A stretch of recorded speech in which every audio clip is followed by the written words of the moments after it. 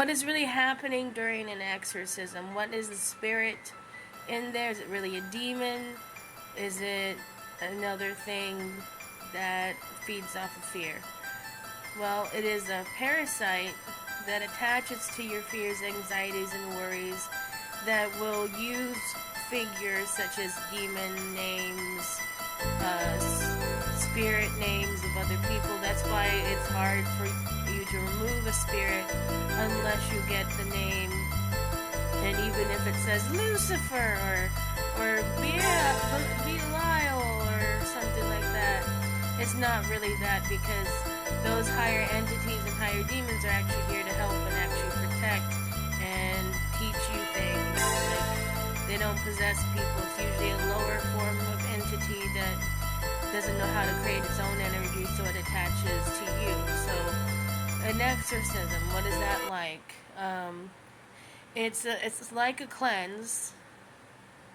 It's not, you don't have to like tie someone up or make them like injured like you see in like the Catholic or Baptist exorcisms.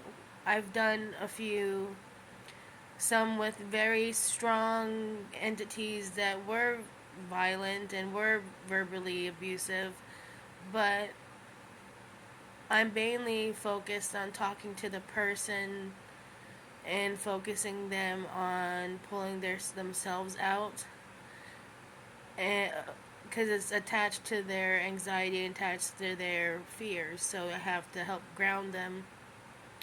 And then I start talking to the entity, seeing why they're attached, seeing what's going on. Most of the time they won't answer fully, but I get a gist of it, and then I'm able to like pluck and pull and remove and transmute the negative energy.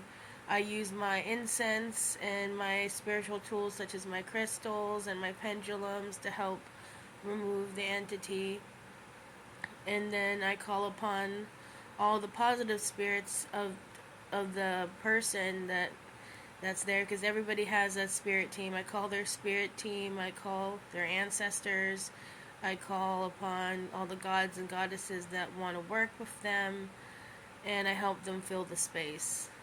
Because once you remove something, you have to replace it with something. You have to replace it with some energy.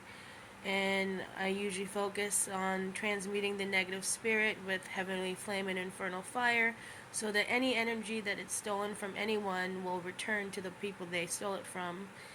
And whatever energy is actually theirs, they get to keep, and I send them off back to their dimension. And that's what happens during an exorcism.